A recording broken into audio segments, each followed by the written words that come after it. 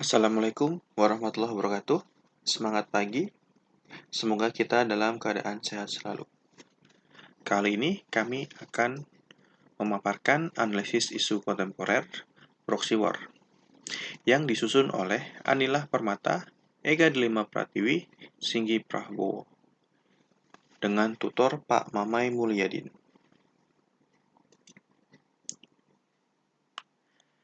Sebelum kita membahas analisis, terlebih dahulu kita harus mengetahui apa itu proxy war.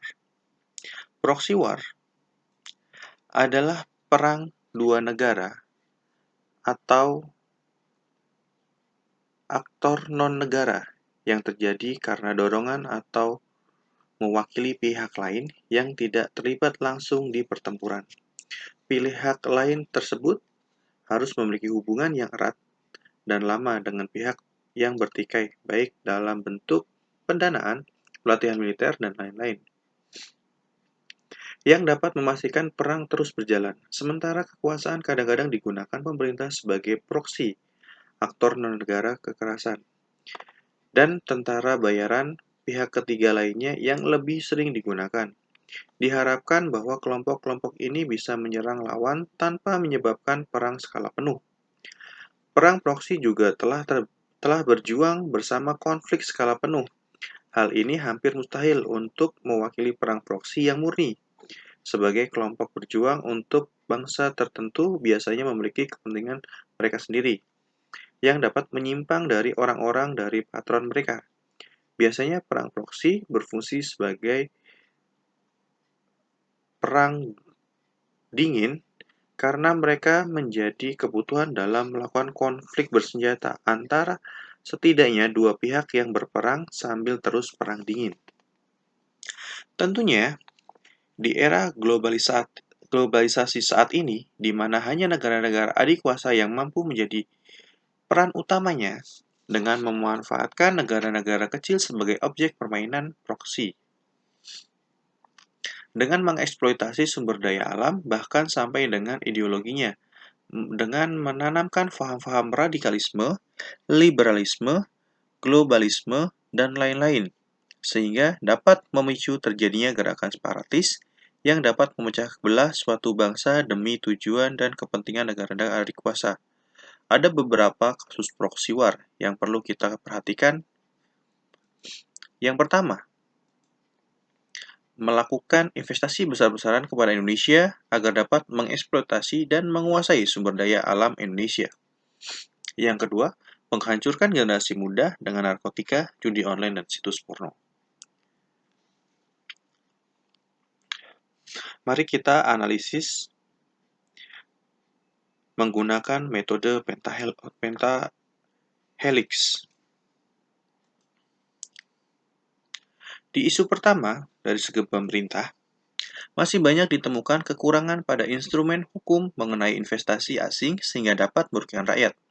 Dalam sisi akademisi, masih kurangnya pengaruh dan kekuatan akademisi dalam membuka opini masyarakat. Di pebisnis, ketergantungan ekonomi Indonesia pada asing sehingga perusahaan maupun UKM bergantung pula pada media asing.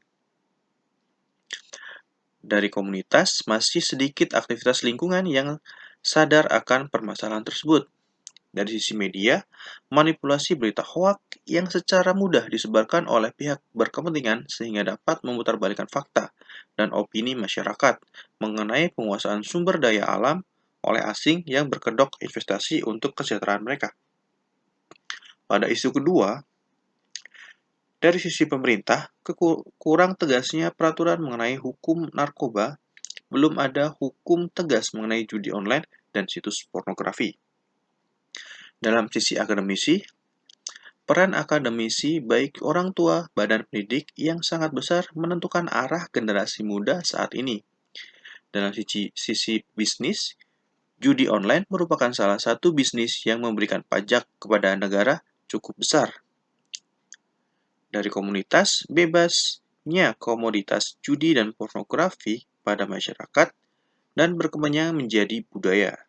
Sisi media, bebasnya akses judi online dan situs porno dan maraknya kampanye judi online, narkoba, dan pornografi yang diselipkan pada setiap media perfilman dan musik video luar yang bebas diakses. Dari kedua isu tersebut akan dibahas satu isu yang paling penting untuk kita bahas. Oleh karena kita gunakan metode USG untuk menentukannya. Berikut adalah metrik pemecahan masalah dengan metode USG. Pada isu pertama, dari aspek urgensi itu mendapatkan nilai 5. Sedangkan seriousness-nya mendapatkan nilai 4, sedangkan growth itu nilainya 4. Total menjadi 13. Pada isu kedua, aspek urgensinya mendapatkan nilai 3. Sedangkan seriousness-nya mendapatkan 4, sedangkan growth-nya nilai 3 dengan total 10.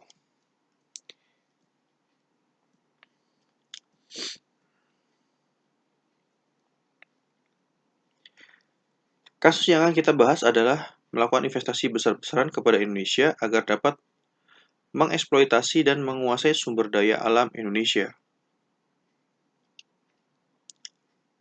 Indonesia adalah negara dengan kekayaan alam yang melimpah ruah. Hal itulah yang membuat investor asing tertarik untuk berinvestasi di Indonesia. Dan sayangnya sumber daya alam tersebut diolah dan dikuasai oleh asing. Penanaman investasi asing di Indonesia difungsikan untuk menjalankan justru terlalu menguntungkan pemilik modal asing tersebut. Dampak merugikannya terlihat jelas bagi Indonesia. Seperti kita ketahui, eksploitasi sumber daya alam di Indonesia oleh asing kian merugikan. Belum lagi negara asing yang melakukan investasi di Indonesia berusaha menguasai pasar dan menekan biaya produksi di Indonesia. Pekerja buruh pabrik di perusahaan asing pun terkadang dibayar dengan upah yang rendah. Berikut adalah analisis isu dengan menggunakan metode Fishbone.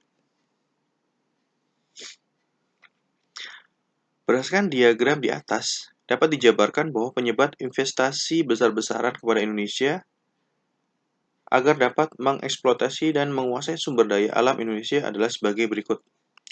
Yang pertama, sistem adanya komitmen tertentu antara pemerintah dan asing.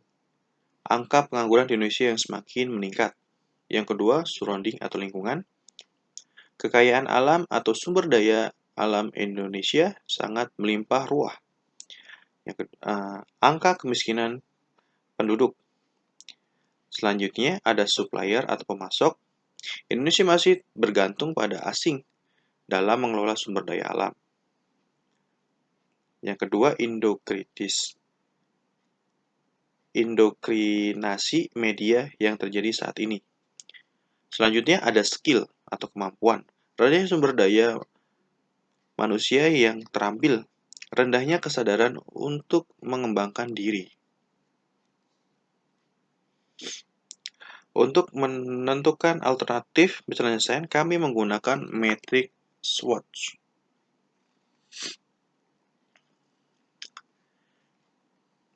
Yang pertama, ada kekuatan. Indonesia adalah negara kaya akan sumber daya alam. Yang kedua, keamanan nasional Indonesia. Yang ketiga, kuantitas SDM yang tinggi.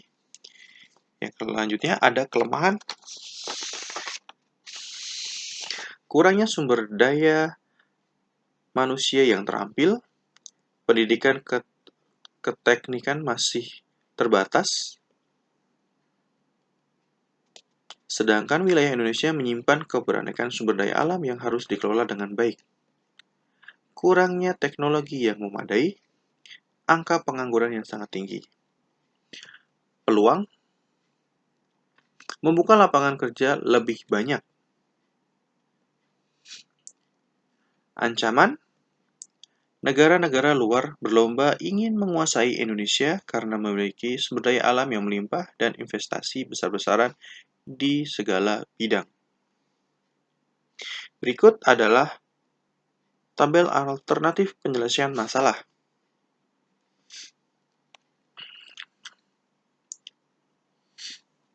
Yang pertama, alternatif penyelesaian masalahnya meningkatkan kualitas sumber daya manusia. Meningkatkan kualitas pendidikan, terutama pendidikan keteknikan, penguatan peran agama, dan kehidupan sosial bermasyarakat dalam rangka memperkokoh jati diri dan kepribadian bangsa. Yang ketiga, meningkatkan kapasitas SDM melalui berbagai pelatihan diklat dan lain-lain. Menempatkan seseorang sesuai dengan keahlian yang dimiliki. Hasil yang diharapkan, sumber daya manusia Indonesia yang mampu mengelola sumber daya alam. Pihaknya adalah bangsa negara Republik Indonesia. Alternatif penyelesaian yang kedua, merencanakan, memprogramkan, dan melaksanakan sosialisasi tentang teknologi pengelolaan sumber daya alam. Tahap setiap alternatif mengadakan program sosialisasi penggunaan alat teknologi pertanian, kehutanan, dan pertambangan. Yang kedua, memberikan bantuan alat teknologi pertanian dan pertahanan. Hasil yang diharapkan, masyarakat Indonesia terampil dalam mengelola sumber daya alam di lingkungannya. Pihaknya adalah bangsa negara Republik Indonesia.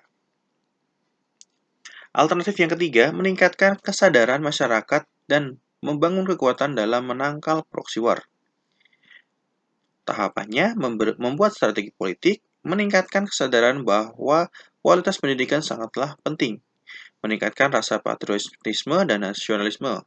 Hasil yang diharapkan masyarakat Indonesia yang dapat menangkal proxy war yang mengancam negara kita. Pihaknya juga bangsa negara Republik Indonesia.